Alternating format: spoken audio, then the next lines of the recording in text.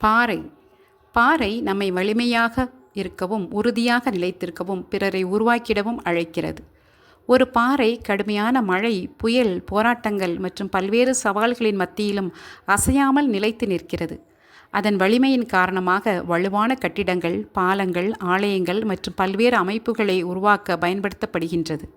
சில பாறைகள் செதுக்கப்பட்டு மேற்கூட்டப்பட்ட பின்னர் விலைமதிப்புமிக்க இரத்தினங்களாகவும் அழகிய ஆபரணங்களாகவும் மாறுகின்றன. நமது வாழ்க்கையும் இது போன்றதே. மன உறுதியுடன் விழுந்தாலும் மீண்டும் எழுந்து நிற்கும் துணிச்சல் கொண்டவரும், தோல்விக்கு பின்னரும் தொடர்ந்து பயணிப்பவரும், வாழ்க்கை கடினமாகும் போதும் சரியானதை உறுதியாக பற்றி கொள்பவரும் பாறை போன்றே பல்வேறு பலன்களை அளிக்கின்றனர்.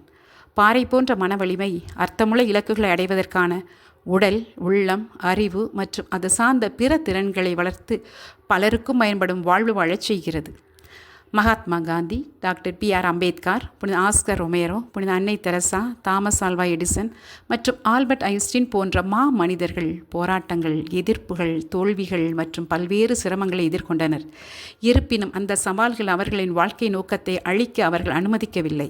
அவர்களுடைய உள்ளார்ந்த வலிமை பிறருடைய வாழ்க்கையில் மாற்றத்தையும் நன்மையையும் உருவாக்க உறுதுணை புரிந்தது.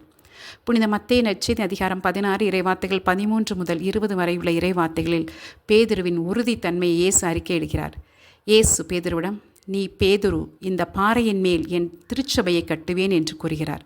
இப்பகுதியில் விசுவாசத்திலும் நன்மையிலும் உறுதியாக நிலைத்திருப்பவர்களுக்கு இறைவன் தனது திருவுளத்தையும் மறை உண்மைகளையும் வெளிப்படுத்துகிறார் என்பதையும் காண்கிறோம். நான் யார் என நீங்கள் சொல்கிறீர்கள் என்று இயேசு கேட்டபோது பேதுரு விண்ணக தந்தையின் அருளார் நீர் மெசியா, வாழும் கடவுளின் மகன் என்று அறிக்கையிட்டார்.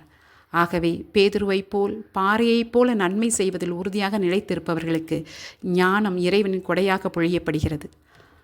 பேதுரு துணிமிக்கவராக இருந்தார். இயேசு கடலின் மேல் நடந்து வந்தபோது படகிலிருந்து இறங்கி அவரை நோக்கி நடக்க விரும்பினார். விரும்பியதற்கேற்ப இயேசுவை நோக்கி நடந்தார். இயேசு கைது செய்யப்பட்ட போது எல்லா சீடரும் பயந்து இயேசுவை பின்தொடராத போதும் பேதுரு மட்டுமே தலைமை குருவின் முற்றமறையிலும் இயேசுவை பின்தொடர்ந்தார். ஆனால் பேதுருவுக்கும் பலவீனமான தருணங்கள் இருந்தன. பேதுரு கடலின் மேல் நடந்து இயேசுவை நோக்கி வந்தபோது அவர் கண்கள் இயேசுவை விட்டு கடலை நோக்கிய போது அஞ்சினார். பின்பு இயேசுவை 3 முறை மறுதளித்தார். இருப்பினும் பேதுரு தனது தோல்வியிலேயே தங்கிவிடவில்லை. அவர் மீண்டும் இயேசுவிடம் திரும்பினார், மனம் மாறினார், மேலும் வலிமை அடைந்தார். அதன் பின் இயேசு அவரிடம் ஒரு மாபெரும் பணியை ஒப்படைத்தார். திருச்சபையை கட்டிய எழுப்பக்கூடிய பணியை ஒப்படைத்தார். சிலுவையை சுமந்து கல்வாரியை நோக்கி சென்ற இயேசுவும் சிலுவையின் பாரத்தால் வழியில் 3 முறை விழுந்தார். இருப்பினும் அவர் தான் மனிதனாக பிறந்ததின் நோக்கத்தை நிறைவேற்ற தொடர்ந்து பயணித்து சிலுவையில் உயிர் நீத்து அதை நிறைவேற்றினார். எனவே நாமும் பேதுரு என்னும் பாறையைப் போல இருப்போம். விசுவாசத்தில் உறுதியாக நிலைத்திருப்போம். ஒவ்வொரு வீழ்ச்சிக்கு பின்னரும் மீண்டும் எழுவோம். நன்மை செய்வதில் உறுதியுடன் செயல்படுவோம். அப்போது எல்லாம் அல்ல இறைவன் நமக்கு தரும் ஞானத்தை பயன்படுத்தி நம்மிலும் பிறரிலும் அன்பு, அமைதி மற்றும் மகிழ்ச்சியை கட்டி எழுப்புவோம். இறை தந்தைக்கும் மகனுக்கும் தூய ஆவியாருக்கும் ஆட்சி உண்டாவதாக. தொடக்கத்தில் இருந்தது போல இப்பொழுதும் எப்பொழுதும் என்றென்றும் இருப்பதாக. ஆமேன்.